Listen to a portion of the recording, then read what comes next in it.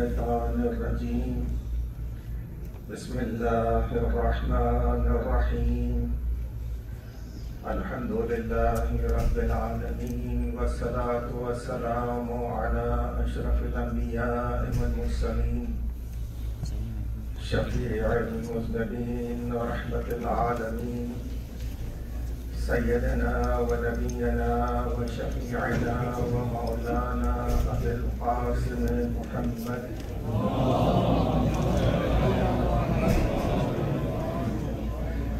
وآله الطيبين الطاهرين المعصومين الخيرين الفاضلين ولعنة الله على أعدائهم أجمعين من الآن إلى قيام يوم الدين.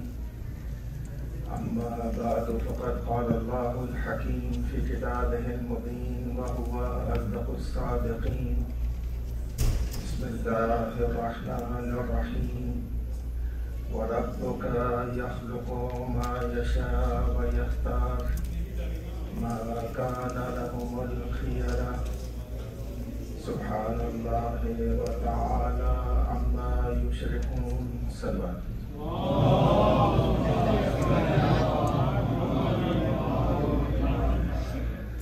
اذان گرامی، شکر گزار ہوں اللہ کا، اہل بیت اطہار کا، بی بی زہرا کا، اور آپ لوگوں کا، خاص طور سے بورڈ کا جنہوں نے مجھے یہاں دعوت دی. ٹوٹے ٹوٹے الفاظ میں ذکر اہل بیت کرتا ہوں اور اس ذکر کا اجر ظاہر ہے کہ جناب سیدہ کے ہاتھ میں.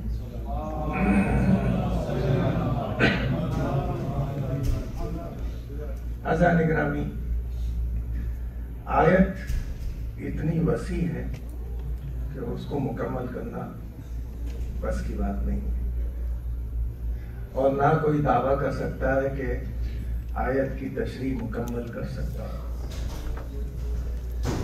لیکن اس کے ضمن میں جتنی باتیں ہیں وہ آپ کے سامنے پیش کرنے کی اپنی صلاحیت کے لحاظ سے کوشش کی. اور آج کی مجلس میں ایک اور پہلو آپ کے سامنے پیش کرنا ہے. وَرَبُّكَ يَخْلُقُ مَا يَشَاءُ، اللہ جس کو چاہتا ہے جیسا چاہتا ہے پیدا کرتا ہے، خلق کرتا ہے. وَيَخْتَارُ، اور اس میں سے چن لیتا ہے. مَا كَانَ لَهُمُ الْخِيَرَةُ، ان لوگوں کو چننے کا اختیار نہیں. پاک و پاکیزہ ہے اللہ سبحان اللہ وتعالی، اور بلند ہے تمام ان چیزوں سے جو وہ لوگ اللہ کا شریک قرار دیتے ہیں. وَرَبُّكَ يَعْلَمُ مَا تُكِنُّ صُدُورُهُمْ، اور اللہ اس کو بھی جانتا ہے جو ان کے دل چھپائے ہوئے ہیں. وَمَا يُعْلِنُونَ، اور جو وہ ظاہر کرتے ہیں. اگر کسی بھی انسان کو آپ نمائندہ بنائیں یا چنیں تو آپ کی پوری کوشش یہ ہوتی ہے کہ اس کے پاس وہ تمام وسائل ہوں جس کے ذریعے سے وہ لوگوں تک اپنا پیغام پہنچا سکے یا اپنا کام کر سکے.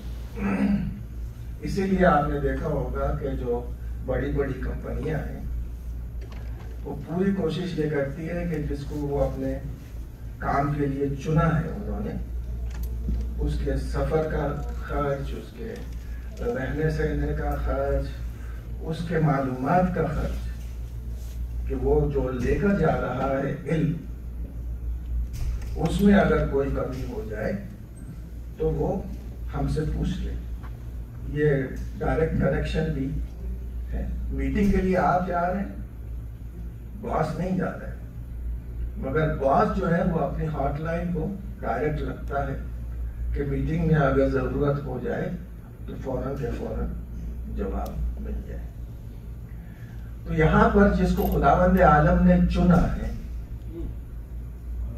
اس کے لیے ضروری ہے کہ خداوند عالم اس کے لیے وہ تمام وسائل مہیا کرے جس کی اس کو ضرورت ہے، اور دوسرے اس کے پاس وہ علم ہو جو لوگوں کو کنونس کر سکے، اور اگر نہیں ہے اس کے پاس علم تو ڈائریکٹ کنیکشن اپنے ساتھ رکھے تاکہ جب ضرورت پڑے اس کو اس تک پہنچا دے۔ تو وہ علم کا ہونا ضروری ہے۔ اسی لیے خدا کے چنے ہوئے اور ہمارے چنے ہوئے میں فرق۔ ہمارا جو چنا ہوا ہے وہ خود علم حاصل کرتا ہے، اللہ کا چنا ہوا اللہ کے علم کے ساتھ پیدا ہوتا ہے۔ تو یہ جو علم ہے اس کو علم لدنی کہا جاتا ہے۔ اور جیسے میں نے آپ کے سامنے کہا کہ ہر زمانے میں ایک نبی ہے، اور اس زمانے کے تمام افراد سے افضل ہے وہ نبی، ہر پہلو سے افضل ہے وہ نبی۔ اور اگر کسی نبی نے یہ کہہ دیا کہ بھیا میں نہیں جانتا تو وہ نبی نہیں۔ نہیں جانتا کا لفظ آ ہی نہیں سکتا اس کے ذہن میں یا اس کے دل میں یا اس کی زبان پر جس کو اللہ نے بنایا ہے۔ کوئی بھی یہ کہہ دے کہ میں نہیں جانتا تو اس کو اللہ کے عہدے سے نکال دے، اپنا عہدہ دے دے مگر اللہ کا عہدہ اس کو نہیں ملے گا۔ ابن ابی الحدید نے نہج البلاغہ کی تشریح میں یہ جملہ لکھا ہے کہ علی کی فضیلت کے لیے بس یہی کافی ہے کہ علم میں علی کسی کے محتاج نہیں تھے اور علم میں سب علی کے محتاج تھے۔ ایک سلوات بھیجے محمد۔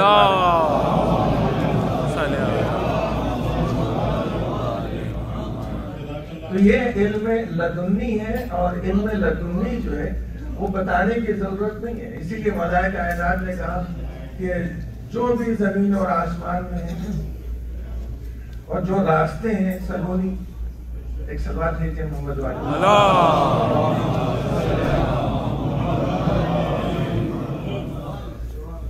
میں یہاں بیٹھ کر نہیں کہہ سکتا سلونی، اس لیے کہ میرے سامنے جو مجمع ہے، ہو سکتا ہے آئی ٹی کی کوئی بات پوچھ لے، فزکس کا پروفیسر فزکس کی بات پوچھ لے، کیمسٹری والا کیمسٹری کی بات پوچھ لے، ڈاکٹر جو ہے وہ اپنی باتوں میں سے کوئی بات پوچھ لے، تو سلونی کہنے کا اختیار ہی نہیں۔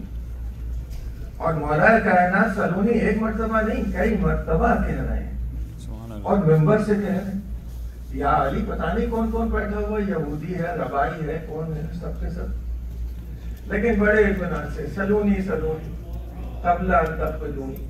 اور یہی نہیں، میں زمین کے راستوں سے زیادہ آسمان کے راستوں سے واقف۔ سبحان اللہ، سبحان اللہ۔ یہ جملہ وہی کہہ سکتا ہے جو وہاں نا، جیسے آپ لوگ کراچی کے ہوں گے یہاں پر، اور میں یہ کہوں آپ کے سامنے میں کراچی کے راستوں کو نیو جرسی کے میامی کے راستوں سے زیادہ جانتا ہوں، آپ کہیں گے مولانا آپ تھے کہاں وہاں پر؟ آپ اگر گئے ہوتے وہاں رہے ہوتے تو پھر وہاں کے راستوں سے واقف ہوتے۔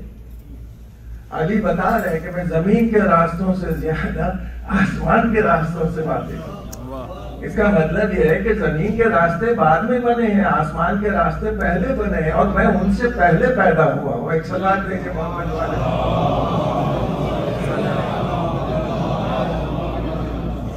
تو چاہے وہ کسی بھی حیثیت کا سوال ہو، مولا کائنات نے اس کا جواب فوراً کے فوراً دیا ہے۔ اور ایک خاص چیز ہے اہل بیت میں، اور وہ خاص چیز میں آپ کے سامنے بیان کر رہا ہوں، سنیے گا کہ سائیکالوجی اور سائیکالوجی جو ہے اس کے اوپر خاص نظر رہتی ہے، نفسیات انسان کے اوپر نظر امام کی رہتی ہے۔ اسی لیے اماموں نے جو ہے وہ کبھی بھی کسی کو سامنے ایسی بات نہیں کی کہ وہ اس کو ٹھیس لگ جائے، اور مومن کی بھی یہی شان ہونا چاہیے۔ کیا ہے शेर अनीस का,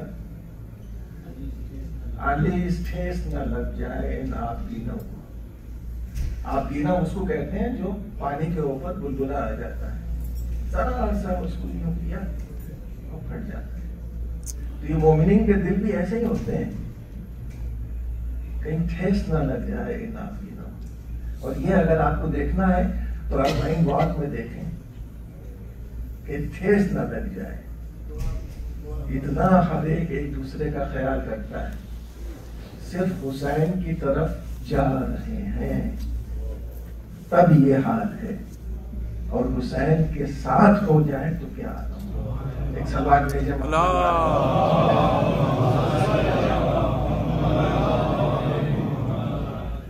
तो एक छोटा सा वाकया आपके सामने पेश कर देता हूँ। जहाँ पर साइकोलॉजी की बात है तो वहां पर मैं छोटा सा वाकया कि 4 आदमी जो है वो गए थे बिजनेस के लिए। एक के पास पैसा ज्यादा था, 3 ने वो 4 को मार दिया, चौथे को मार दिया और उसको दफन कर दिया। वापस आए और आने के बाद उसकी फैमिली से ये कह दिया कि भाई वो मर गया। कहा वो तो इतने पैसे ले गए थे, कहा वो सब खत्म हो गए।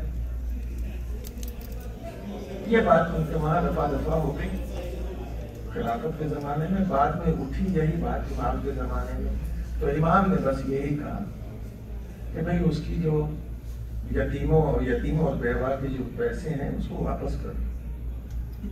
मैंने कहा कि नहीं हमारे पास नहीं है, उसके पास कुछ नहीं था। तो इमाम ने कहा ठीक है कल मस्जिद में आना, तुम लोग तुमसे सवाल जवाब होंगे।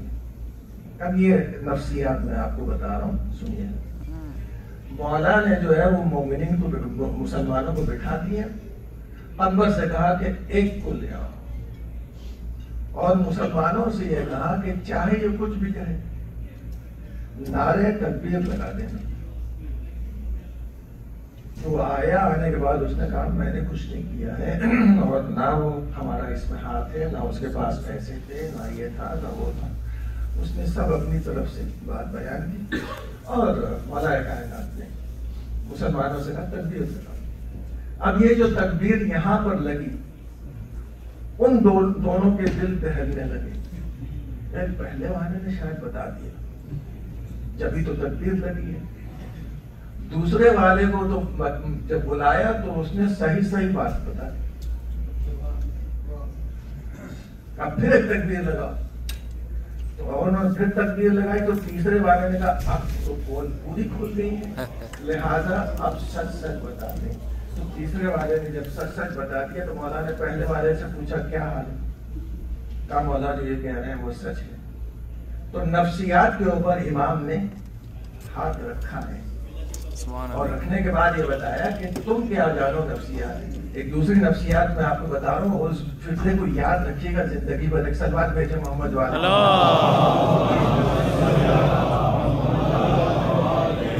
सुन चुके हैं, कई मरतबा सुन चुके हैं, सिर्फ मुझे इशारा करना है आपके सामने।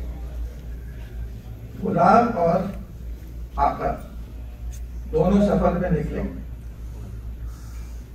आका कमजोर था थोड़ा, गुलाम जरा ताकतवर था। रास्ते में गुलाम ने देखा कि भाई यहाँ तो कोई है ही नहीं। उसने पकड़ा आका को, 2-3 पिटाई की और उसके कपड़े उतारे और खुद पहने और अपने कपड़े उसको पहना दिए और चले। यहाँ तक कि कूफा पहुंचे। कूफा पहुंचने के बाद मौला अली के पास ये लेकर गया तो उसने गुलाम ने कहा मैं आका हूँ, ये गुलाम। पूरा वाकया सुना हुआ। तो मौला ने कहा कि भाई समझ लो, झूठ नहीं बोलो, जो गुलाम है वो गुलाम है, जो आका है वो आप। कहा कि नहीं, वही गुलाम अपने आप को आका कहता रहा और ये जो है। तो इमाम ने कंबर से 2 सुराख दीवार में करवाए और इन दोनों से यह कहा कि अपना सर निकाल दो। यहाँ तक का वाकया आपका सुना हुआ है। अपना सर उस तरफ निकाल दो। वहां मौला खड़े हुए थे और कंबर से कहा तलवार निकाल दो। कंबर तलवार निकाल दो। अब फिर सुनिएगा, इमाम ने बरजस्ता फौरन कहा कंबर गुलाम की गर्दन उड़ा दो। تو جو غلام تھا اس نے فوراً اپنی گردن پیچھے کر لی. یہاں تک سن لیا نا نفسیات کی بات. مولا یہ کیوں نہیں کہا کہ آقا کی گردن اڑا دو؟ کہا نہیں، میں چاہتا ہوں کہ میرے مارنے والے آقا بنے رہیں. نفسیاتی طور کے اوپر اگر غلام غلام غلام غلام غلام کسی کو کہتے رہیں گے تو نتیجہ یہ ہوگا کہ اس کے ذہن و دماغ اور دل میں بیٹھ جائے گا کہ وہ غلام ہے. وہ لاکھ دعویٰ بھی کرتا رہے میں آقا ہوں، لیکن اس کا نفس یہ کہے گا وہ غلام ہے. تو مولا نے کہا اپنے آپ کو غلامی کی زنجیروں سے آزاد کر لو، چاہے وہ پیسوں کی غلامی ہو، چاہے وہ بیوی کی غلامی ہو، چاہے وہ حکومت کی غلامی ہو. اگر غلامی ہونا ہی چاہیے تو اللہ کی غلامی ہونا چاہیے. ایک سوال دیکھیں محمد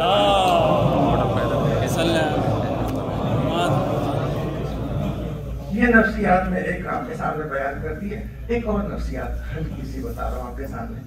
اب یہ نفسیات ہے کہ امام رضا علیہ السلام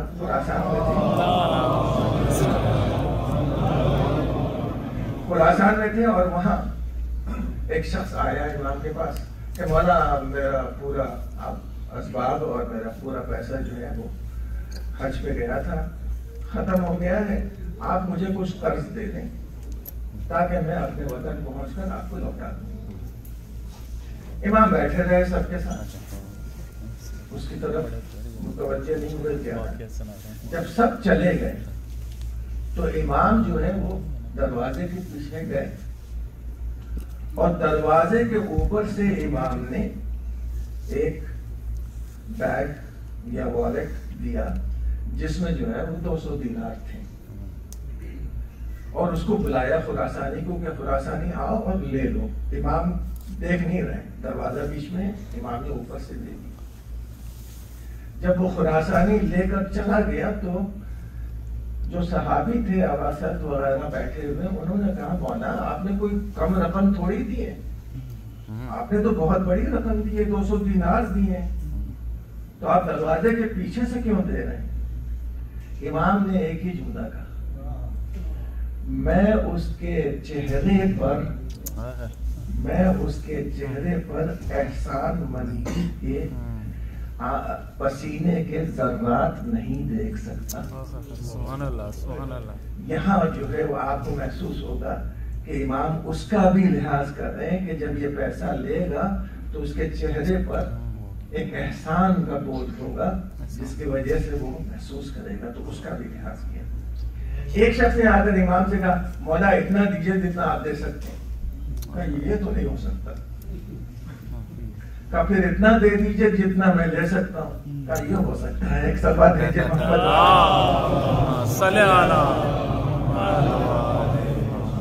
تو بہرحال یہاں پر جو علم ہے وہ علم ایک تو کسبی ہے اور ایک علم جو ہے وہ لدنی. جو علم لدنی رکھتے ہیں وہ جانتے ہیں کہ یہ شخص میرے سامنے یا میرے پہلو میں جو بیٹھا ہے یہ منافق ہے، مگر حکم نہیں ہے، اللہ کی طرف سے یہ حکم نہیں ہے کہ اس کو ظاہر کرو، اس لیے کہ یہ ظاہری شریعت کے ساتھ آئے ہیں. ایک مثال دے دوں اور بات میں ربط لگاؤں. جناب موسیٰ ظاہری شریعت لے کر آئے تھے اور جناب خضر باطنی شریعت لے کر آئے تھے. اسی لیے قرآن مجید میں ارشاد ہے کہ وَوَجَدَ عَبْدٌ مِّنْ عِبَادِنَا عَبْدًا مِّنْ عِبَادِنَا. ان دونوں نے، کس نے؟ موسیٰ نے اور یوشع ابن نون نے، دونوں نے پایا ہمارے بندوں میں سے ایک بندے کو. یہ بندوں میں سے ایک بندہ کون ہے؟ یہ خضر ہے. آتَيْنَاهُ رَحْمَةً مِّنْ عِنْدِنَا. ہم نے اس کو اپنی طرف سے رحمت عطا کی ہے. وَعَلَّمْنَاهُ مِنْ لَدُنَّا عِلْمًا. اور ہم نے اس کو علم لدنی دیا ہے، گفٹڈ علم ہے اس کے پاس. تو جناب خضر جو کریں گے وہ صرف ظاہر دیکھ کر نہیں کریں گے، باطن دیکھ کر بھی کریں گے. لہذا جناب خضر نے کیا کیا؟ جوان کو मूसा हंगामा, मूसा अरे उसने कोई खता नहीं की, उसने कोई क्राइम नहीं किया, उसने कोई फैलनी नहीं की, कुछ नहीं किया, उसको तुमने मार दिया। खिज़र ने कहा बस बात खत्म हो गई। वो पहले वाले 2 वाकयात मैं छोड़ रहा हूँ आपके सामने इसलिए के टाइम में, लेकिन जनाबे खिज़र ने बताया कि ये बड़ा होता तो अपने वालिदैन को राह हक से भटकाता। बात याद रखिएगा, क्या औलाद भी वालिदैन को राह हक से भटका सकती है? मिसाल दो, जनाबे जुबैर, तलहा और जुबैर याद है जंग जमान। जुबैर जो है वो रसूलुल्लाह के बहुत बड़े हामी हैं, हर जंग में थे और रसूलुल्लाह के अजीज भी हैं। मौला अली के अबू बकर की खिलाफत के सबसे बड़े मुनकिर, इनकार करने वाले जुबैर। इनको बहकाने वाला इनका बेटा था, जो बहका कर करके जमल में ले गया। तो फिर मौला कायनात ने जब उनको समझाया तो वो समझ गए और वापस पलटे। तो उसके बेटे ने कहा, जब वो जाने लगे तो बेटे ने कहा, अरे क्या बड़े सैफुल्लाह हो तुम, बड़े अल्लाह की तलवार हो, मैदान छोड़ के जा रहे हो। बेटे ने बाप को तंज किया तो बाप ने एक काम किया, मालूम है क्या किया? अकेले हमला कर दिया मौलाए कायनात की फौज पर। जब हमला किया तो मौलाए कायनात ने अपनी फौज से यह कहा कि कुछ नहीं करना, बस खामोश खड़े रहो। जुबैर आए, घूमा और घूमने के बाद उन्हें वापस चले गए। ये बताना मकसूद था बेटे को कि मैं अब भी वही बहादुर हूं। और फिर वो चले गए, मैदान छोड़कर चले गए। एक जगह पर नमाज पढ़ रहे थे तो किसी शख्स ने उनको कत्ल कर दिया और उनका सर कलम करके मौलाए कायनात के पास लेकर आया। तो अब मौलाए कायनात ने ये जुमला कहा कि सदक़ा रसूलुल्लाह ने सच कहा था कि जुबैर भी जहन्नम में जाएंगे और उनका कातिल जो है वो भी जहन्नम में जाएंगे। देखें सवाल भेजे मोहम्मद वाले,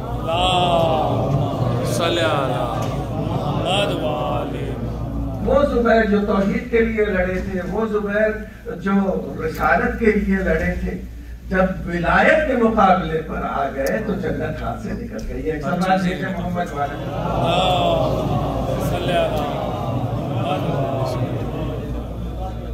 तो इसीलिए इन्होंने कहा कि मैंने इसको मारा है, ये अपने माँ बाप को राह रास्ते भटका देता। क्या इसके बाद खुदा ने कहा हम इससे बेहतर उसको औलाद देंगे। तो खुदा ने उन दोनों वालिदैन को एक ऐसी बेटी अता की जो 70 नबियों की माँ बनी। एक सवाल भेजे मोहम्मद वाले। आज तक बहस हो रही है मुसलमानों में कि खिज़र नबी हैं या बंदे हैं, लेकिन इतना जरूर आपके समझ में आ गया कि खिज़र जो है आयत कुरान के मुताबिक बंदे हैं, अब्दुल में इबादत।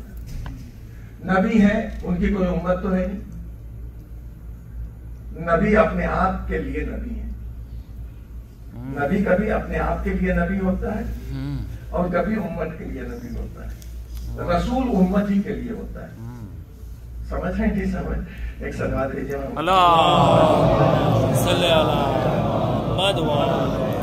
मैं भी उनसे पूछ रहा हूँ, समझ रहे हैं नहीं समझ रहे हैं, जो मुझे समझाने के लायक है। सलावत भेजिए मोहम्मद।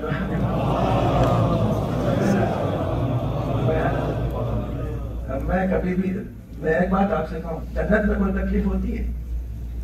नहीं होती। अब इमाम का एक शुदा सुनिएगा, इमाम छठे इमाम का।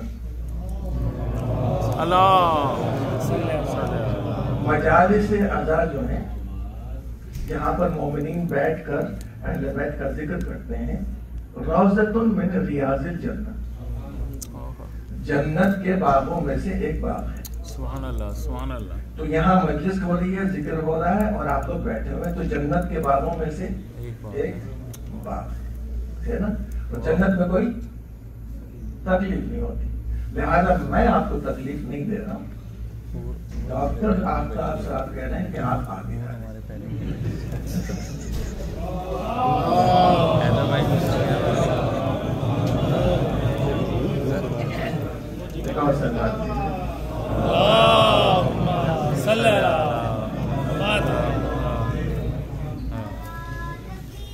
اللہ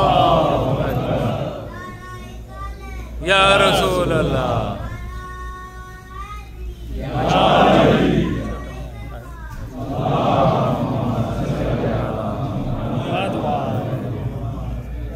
اور کبھی جو ہے وہ علم جو ہے وہ دیکھنے میں علم کی پوری لائبریری ہے. آپ نے اس پوری لائبریری کو اتنے سے چپ میں ڈال دی. سبحان اللہ. میں نے کہا یہ اتنا بڑا کہ اس میں پورے کے پورے امریکہ کا اس میں حساب کتاب ہے اور ہسٹری ہے اور تم نے اس میں ڈال دی. کہاں اب ترقی اتنی ہو گئی ہے کہ علوم چاہے جتنے ہوں اس کو ایک نقطے کے برابر چپ میں آپ ڈال سکتے ہیں. اب اگر یہ آپ کے علوم ہیں جو آپ کی چپ میں آ رہے ہیں اور اللہ کے علوم اگر اللہ چاہے تو ایسے نقطے میں رکھ سکتا ہے جس کو علی کہیں اگر نقطہ تو بہتر بات بھیجے محمد والے.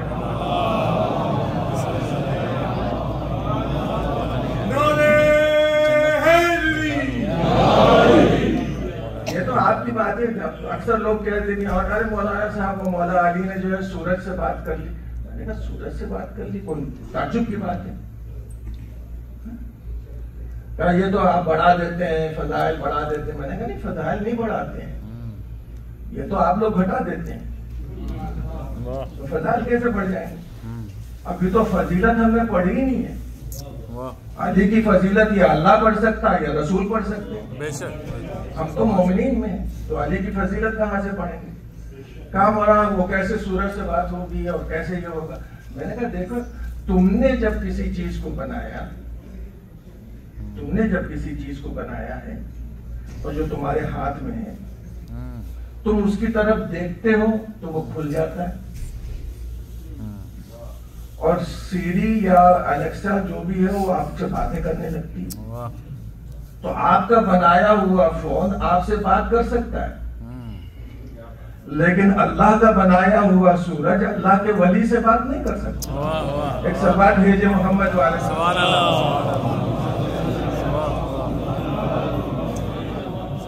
یہ تو بس یہ ہے کہ سورج پہچان لے.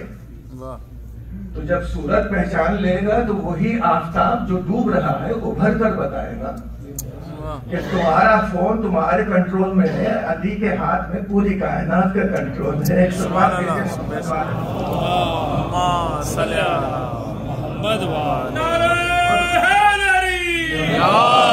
یہ کنٹرول بھی علی کے علم کی وجہ سے ہے کہ پورے کا پورا قرآن لا رتب ولا یابس الا فی کتاب مبین. تو یہ کتاب مبین کا پورا علم جو ہے پوری دنیا پر محیط ہے. تو وہ علم اگر کسی کے سینے میں آ سکتا ہے تو اس کو امام مبین ہونا چاہیے. تو علی امام مبین ہے اور قرآن کتاب مبین ہے. اب اگر کوئی سوال بھی کرے گا تو دیر نہیں لگے گی. دیر اس کو لگتی ہے جو سیکھتا ہے اور جو لے کر آتا ہے علم اس کو دیر نہیں لگتی. عمر نے کہا تھا یار اتنی جلدی کیسے فیصلہ کر لیتے ہو؟ کہا عمر تمہارے ہاتھ میں کتنے انگلیاں ہیں؟ کہا 5. کہا دیکھا نہیں سوچا نہیں یہ تو سامنے کی بات ہے. کہا جیسے تمہارے لیے تمہارا ہاتھ سامنے کی بات ہے ویسے ہی علی کے لیے پورا قرآن سامنے کی بات ہے. ایک سوال بھیجے محمد والے.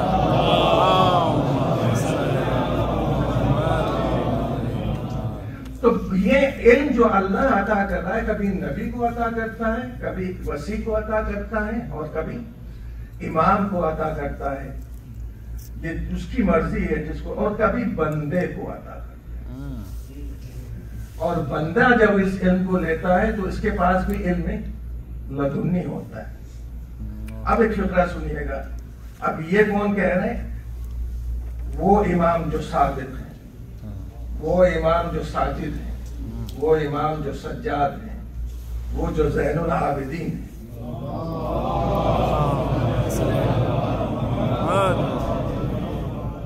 عابدین کی زینت ہے. اب وہ پکار کر کہہ رہے ہیں یا امتی اسکتی انتی بحمد اللہ عالمۃ غیر المعلمہ. آپ بحمداللہ ایسی عالمہ ہیں جو غیر معلمہ ہیں، جن کو پڑھایا نہیں گیا ہے. آپ ایسی فہیمہ ہیں جس کو سمجھایا نہیں گیا ہے. یعنی یہ وہ بندی ہے جس کا براہ راست تعلق الہام سے ہے، اور جس کے پاس علم ہوتا ہے اس کے پاس قدرت ہوتی ہے. یاد رکھیے گا، ایک فقرہ تاریخ سے بیان کر رہا ہوں. جب کوفے میں جناب زینب خطبہ دینے کے لیے کھڑی ہوئی ہیں تو اس وقت جناب زینب نے بس اشارے سے کہا خاموش ہو جاؤ. تو جو انسان تھے وہ تو خاموش ہو گئے، لیکن روایت یہ کہہ رہی ہے، تاریخ یہ کہہ رہی ہے کہ اونٹ کی گردن میں بندھی ہوئی گھنٹیاں خاموش ہو گئیں. یہ اونٹ کی گردن میں بندھی ہوئی گھنٹیاں خاموش ہو رہی ہیں. یہ علی کی وہ لاڈلی ہے جو اعجاز دکھا رہی ہے کہ میری زبان میں وہ اثر ہے اور تکوینی اثر ہے کہ میں چاہوں تو پوری دنیا کو خاموش کر دوں. تو وہ قدرت رکھنے والی زینب، وہ شجاعت رکھنے والی زینب، کربلا میں جناب زینب کو میں نے روتے ہوئے دیکھا ہے، مگر بعد حسین نہیں. جناب زینب میں فضائل ہی پڑھ رہا ہوں، وہاں روتے ہوئے آپ نے نہیں دیکھا. کیوں؟ اس لیے کہ اب زینب کو معلوم ہے کہ آنکھوں سے آنسو نہیں نکلنا ہے، اب ایک مشن لے کر چلنا ہے، اور وہ مشن ہے مقصد حسین کو پوری دنیا میں عام کرنا ہے. کوئی یہ نہ کہے کہ حسین نے ویسے ہی جان دے دی، بلکہ اس کو معلوم ہو کہ حسین نے جو جان دی ہے وہ ایک بہت بڑے مقصد کے لیے جان دی ہے. اب یہاں پر میں آپ کے سامنے گیا شاہ خواجہ اجمیری نے بہت اچھے الفاظ میں کہا کہ شاہ ہست حسین بادشاہ ہست حسین. حسین شاہ ہے، کنگ ہے، اور بادشاہ ہست حسین، اور کنگ میکر ہے. دین ہست حسین، دین پناہ ہست حسین. عزیزان گرامی، ایک جملہ میں آپ سے کہوں، آپ یہاں پر رہتے ہیں، آپ کے پاس جو ہے وہ شیلٹر نہیں ہے. ہمارے پاس شیلٹر ہے فلوریڈا میں ہریکین سے بچنے کے لیے. جو شیلٹر ہوتا ہے وہ آپ سے چھوٹا نہیں ہوتا، شیلٹر آپ سے بہت بڑا ہوتا ہے اور بہت مضبوط ہوتا ہے. جب پناہ لینی ہوتی ہے تو اس شیلٹر میں جاتے ہیں. اب یہاں دین کو پناہ لینا ہے تو دین اپنے سے چھوٹے میں شیلٹر نہیں لے گا، اس میں شیلٹر لے گا جو اس سے کہیں بڑا ہے. دین سمجھنے والے تم نے حسین کو نہیں سمجھا، اور جو حسین کو سمجھ لے گا اس کے لیے دین کیا ہے. ایک سلوات بھیجے محمد والے.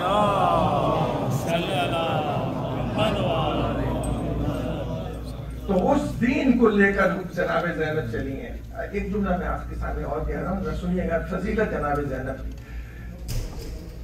جناب ابو طالب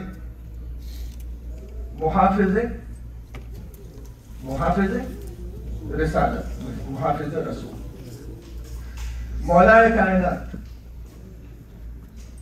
محافظ ایمان. کل ایمان ہے نا،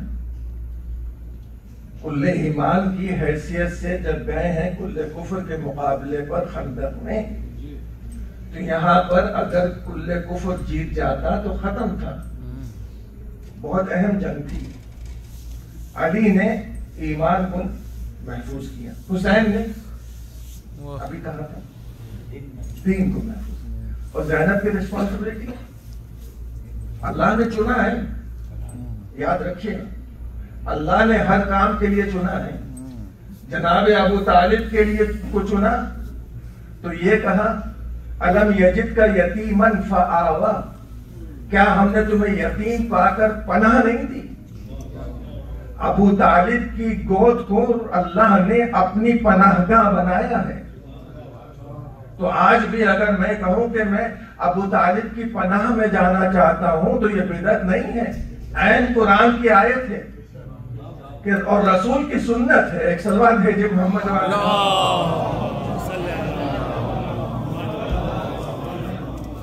اس کے بعد جو ہے جناب زینب سے امام حسین نے یہ کہا کہ اب تمہاری ذمہ داری یہ ہے کہ زین العابدین کو بچاؤ. کس کو بچا رہی ہیں زینب؟ محافظ امامت. یہاں تک اپنے ساتھ دیا، اس کو یاد رکھے گا. زینب ہے محافظ امامت. امامت کیا ہے؟ حدیث رسول ہے لو لل امام لساخت الارض باہلہا. اگر امام نہ ہو تو زمین اپنی آبادی کے ساتھ برباد ہو جائے. تو اس کا مطلب امام کا ہونا ضروری ہے زمین کی بربادی کو روکنے کے لیے. امام نہ ہو تو زمین برباد ہو جائے. یہ زینب صرف امامت کو نہیں بچا رہی ہے، اس کو بچا رہی ہے جس کے نہ ہونے سے زمین برباد ہو جائے گی. ایک صلوات بھیجے محمد والے. اب بارگاہ ہے، اب جو ہے دربار میں داخل کیا. دربار میں جو ہے وہ خدا لعنت کرے اور بے شمار لعنت کرے آپ لوگوں کی طرف سے بھی. ابن زیاد ملعون، عبید اللہ ابن زیاد، وہ بی بی سے ایسی گفتگو کرنے لگا کہ آپ اگر ان جملوں کو پڑھیں گے آپ کو غصہ آئے. الحمدللہ یہ کہہ رہا ہے کہ اللہ کی تمام تعریفیں ہیں کہ اللہ نے تمہیں رسوا کیا اور اللہ نے تمہارے اعزاء اور اقارب کو قتل کیا. تو اس کا جواب زینب نے دیا ہے الحمدللہ الذی اکرمنا برسول اللہ. تمام تعریفیں اس اللہ کی ہیں جس نے ہمیں عزت دی ہے رسول اللہ کے ذریعے سے اور ہمیں پاکیزگی عطا کی ہے. وَإِنَّمَا يُرِيدُ اللَّهُ لِيُذْهِبَ عَنْكُمُ الرِّجْسَ أَهْلَ الْبَيْتِ وَيُطَهِّرَكُمْ تَطْهِيرًا.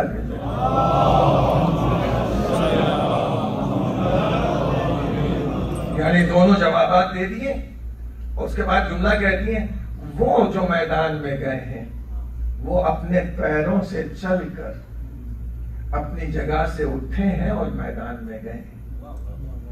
وہ اللہ کی بارگاہ میں تمہارا انتظار کر رہے ہیں کہ تم آؤ گے تو پھر تم سے جو ہے وہ مقابلہ کریں گے، باس پوس کریں گے. اور یہ جملہ سنیے گا آخر میں، رسوا ہم نہیں ہوتے، جو رسوا ہو اور بے عزت ہو وہ ہمارا غیر ہے. یہ جملہ جناب زینب بتا رہی ہے کہ ہمارا غیر بے عزت ہو سکتا ہے، ہم بے عزت اس لیے نہیں ہو سکتے کہ ہمارا براہ راست تعلق ہے اللہ کی عزت کے ساتھ. ایک صلوات بھیجے محمد والے.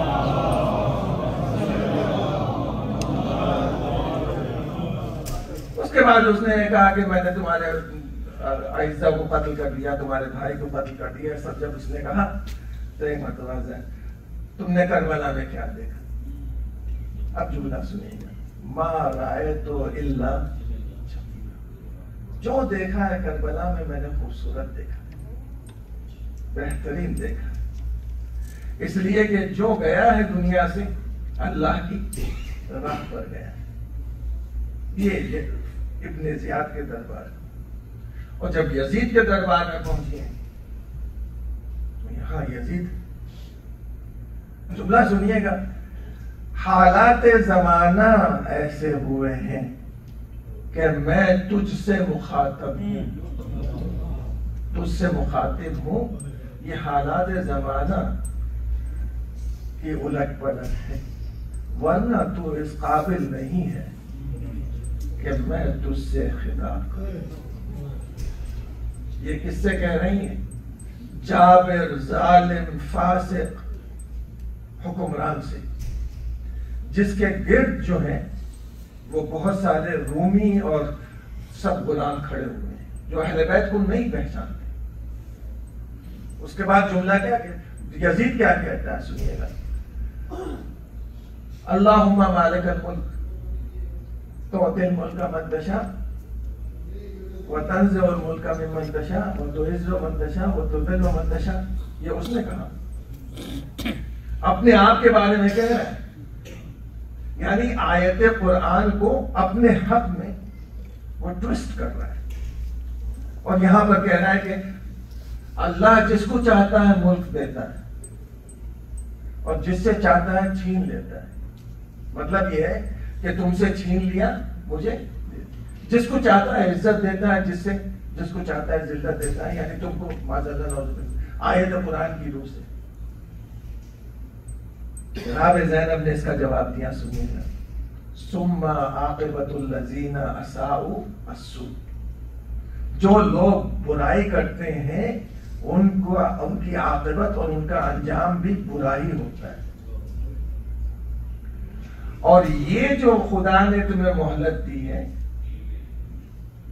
اساءوا السوء، اور یہاں پر جو جملہ کہتی ہیں اس کے بعد جو ہے وہ اللہ تمہیں ایک رسوا کرنے والا عذاب عطا کرے. پھر جناب زینب نے کہا تم سمجھتے ہو کہ تم نے حکومت حاصل کر لی، زیادہ دن نہیں ہے. لا یحسبن الذین کفروا، وہ لوگ گمان نہیں کریں جو کفر اختیار کر چکے ہیں کہ انما نملی لہم، کہ ہم نے ان کو مہلت دی. انما نملی لہم لیزدادوا اثما، مہلت اس لیے ملی ہے تاکہ تمہارے گناہ زیادہ ہو جائیں، اور پھر تمہارے گناہ زیادہ جب ہو تو اسی حساب سے تمہیں سزا دی جائے. آخر میں چند جملے جناب زینب کے اس کو کہہ رہی ہیں جو اب بیٹھا ہوا ہے سامنے پوری اپنی حکومت کے چاہو اختیار کے ساتھ. یبنت طلقاء، اے آزاد کردہ غلام کی اولاد، یبنا عاقلۃ الاکبار، اے وہ جس کی دادی نے حمزہ کا جگر چبایا تھا. لا تمہو ذکرنا، تم کیا سمجھتے ہو ہمارے ذکر کو ختم کر دو گے؟ لا تمہو، محو نہیں کر سکتے، ختم نہیں کر سکتے ہمارے ذکر کو. یہ کون کہہ سکتا ہے بتائیں؟ خدا کی قسم یہ صرف وہ کہہ سکتا ہے جو سلونی کا دعویٰ کرنے والے کی بیٹی ہو.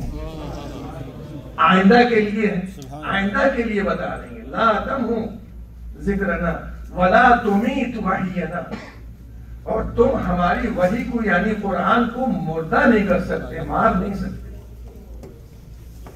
اس کے بعد جملہ سنیے گا، کت قاعدہ جملہ عجیب غریب ہے.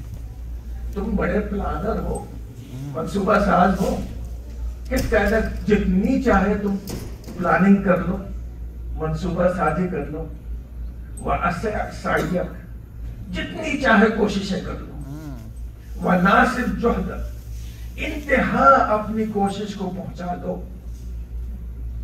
پھر بھی تم ہمارے ذکر کو ختم نہیں کر سکتے، مقصد حسین کو ختم نہیں کر سکتے. یہ جملہ جناب شہزادی کا آج جو ہے آپ کی نظروں کے سامنے ہے کہ ذکر نہیں ختم ہوگا، چاہے ایک فرد ہوگا زینب کا ماننے والا، مگر ذکر حسین جاری رہے گا. ایک سلوات بھیجے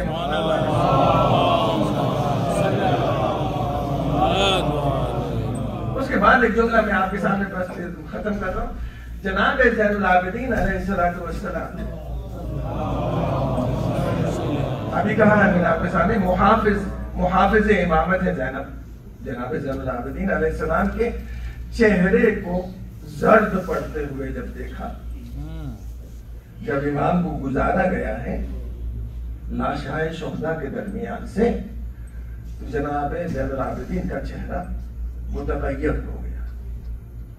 جناب زینب لاش حسین کو نہیں دیکھ رہی تھی، جناب زینب زین العابدین کو دیکھ رہی تھی. یہ بیٹے کے اوپر کیا اثر ہو رہا ہے. اونٹ پر سوار تھیں، دیکھ رہی تھی کہ زین العابدین اپنے باپ کے لاشے کو دیکھ رہے کہ اب زین العابدین کی توجہ کو کیسے موڑوں، اگر نہیں موڑوں گی تو زین العابدین کی تو روح نکل جائے گی۔ کون بیٹا ہوگا جس کے ہاتھ بندھے ہوئے ہوں اور باپ کے جنازہ لیتی ہوئی جناب زینب نے جب دیکھا کہ یہ چہرے کا رنگ متغیر ہو رہا ہے تو ایک مرتبہ اپنے آپ کو اونٹ کی پشت سے گرا دیا تاکہ زین العابدین کی توجہ لاش حسین سے ہٹ کر زینب کی طرف ہو جائے۔ کہا پھوپھی اماں یہ کیا ہوا؟ کہا کہ بیٹا میں دیکھ رہی ہوں کہ تمہارے چہرے کا رنگ بدلتا جا رہا ہے، ایسے لگتا ہے کہ تمہاری روح نکل جائے گی۔ کہا پھوپھی اماں آپ دیکھتی نہیں ہیں انہوں نے اپنی نجس لاشوں کو دفن کر دیا، لیکن میرے بابا کا لاشا بے گور و کفن پڑا ہوا ہے اور میرے ہاتھوں میں ہتھکڑیاں ہیں۔ اجرکم اللہ، خدا آوند عالم خود آپ کو سوا غم حسین کی کسی غم میں نہ رلائے۔ جناب زینب نے ایک فقرہ کہا، اے بیٹا تم گھبراؤ نہیں، یہ جو تمہارے بابا ہیں ان کو دفن بھی کیا جائے گا، ان کے قبر پر عالیشان روزہ بنے گا اور دور و دراز سے لوگ آئیں گے اور تمہارے بابا کی زیارت کریں گے۔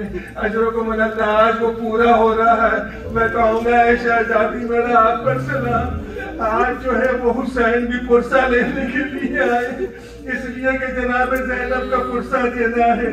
جب قافلہ شام سے روانہ ہوا اور روانہ ہونے کے بعد اس جگہ پہنچا جہاں مدینے کا راستہ اور کربلا کا ایک طرف سے جدا ہوتا ہے، اور جناب زینب نے کہا بیٹا زین العابدین میں چاہتی ہوں کہ تھوڑا سا کربلا بھی ہو لوں، اس لیے کہ بھائی کے قبر پر نہیں گئی ہوں۔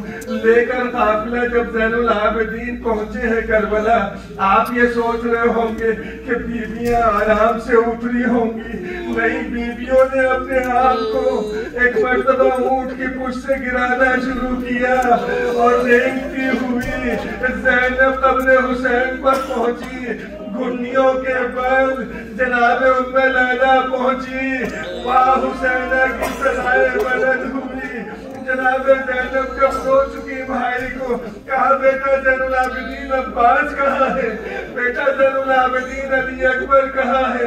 کہا پھوپھی اماں علی اکبر کو بابا کے پاس لٹایا ہے، علی اصغر کو بابا کے سینے پر لٹایا ہے، اور چچا عباس کا لاشا اس قابل نہیں تھا کہ نہر فرات سے اٹھانا، وہیں پر دفن کیا ہے۔ زینب ہر ایک قبر پہ جا رہی تھی، فریاد کر رہی تھی آپ کو خداوند عالم ایسا موقع نہ دے جہاں پر پردیس میں کوئی آپ کا چاہنے والا اور آپ کا عزیز مر گیا ہو اور پہلی مرتبہ آپ اس کے گھر جا رہے ہو۔ خدا کی قسم ایک ایک چیز یاد آنا شروع ہوتی ہے۔ آج کربلا میں زینب پہنچی ہے، حسین بھی یاد آ رہے ہیں، علی اصغر بھی یاد آ رہے ہیں، عباس بھی یاد آ رہے ہیں، بیویاں ایک دوسرے سے لپٹ کر رو رہی ہیں۔ آخر 3 دن ماتم کرنے کے بعد اسی اسنا میں جابر عطیہ کے ساتھ آ گئے، زین العابدین کے گلے لگے، کہا کہ جابر نہیں اتنی زور سے گلے نہ لگو، کہا کہ مولا کوئی گستاخی ہو گئی ہے، کہا کہ جابر میرے گلے میں خاردار توپ پہنائی گئی تھی، ہاتھوں میں ہتھکڑیاں پہنائی گئی تھی۔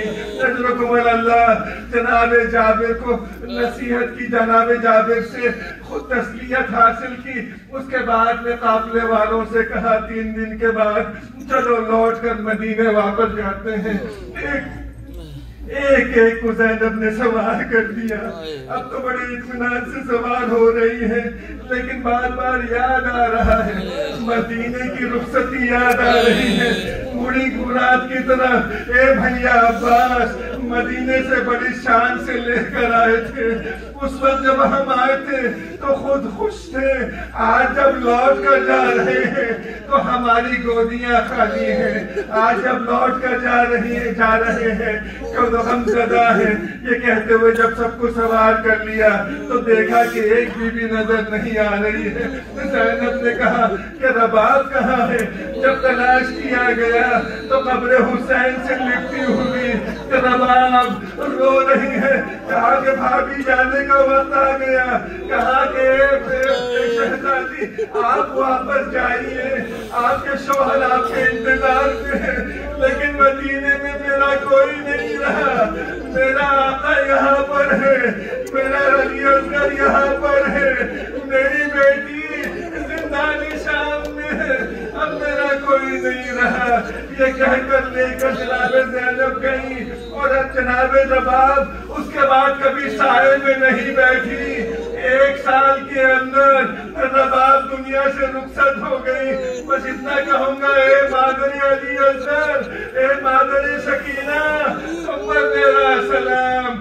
جب لوٹ کر قافلہ جانے لگا تو ام کلثوم نے مرثیہ پڑھنا شروع کیا۔ اے مدینے والو، اے مدینے کے رہنے والو، اب مدینہ رہنے کے قابل نہیں رہا، حسین کربلا میں مارے گئے۔ جب رنج بہت ہوتا ہے تو پیروں میں طاقت نہیں رہتی۔ زینب جب چلی ہے روزے رسول پر تو اب پیروں میں طاقت نہیں تھی، گھٹنوں کے بل